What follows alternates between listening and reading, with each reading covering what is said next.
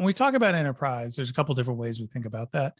One is it could be like internal operations, it could be B2B, it could be B2C in these type of situations, but I think of it as different than a general purpose consumer assistant. Alexa, Google, Siri, those were the dominant drivers of the market, of investment, of activity from 2016 up through the first half of 2020.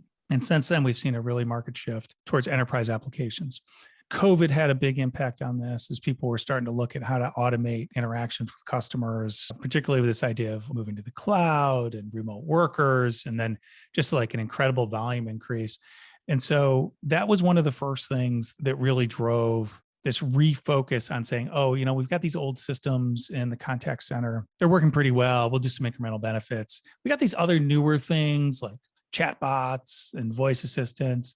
Yeah, maybe we'll trial those for a few years and test before we make an investment, because it's not just the cost of that technology, but you have to change your operating structure, your workflows, other things internally. There's this change management aspect when you adopt a new technology. So people were resistant to it.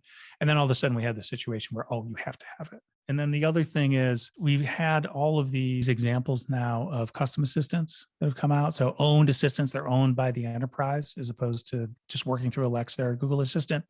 And that was the time, like second half of last year, coming into this year, where people said, oh yeah, I should probably get on that, because that's the type of thing that I'm going to be able to reduce the number of calls to my contact center, reduce the number of inbound email requests for help when my FAQs don't answer the question properly.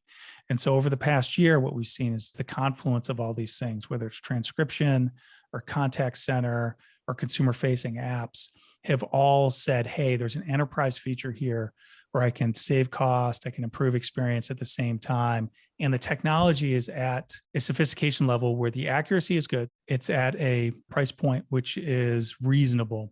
And we have consumers that have enough experience, thanks to Amazon, Apple, and Google, with these voice interfaces for them to tap a voice assistant in my environment, whether it's the website or the mobile app.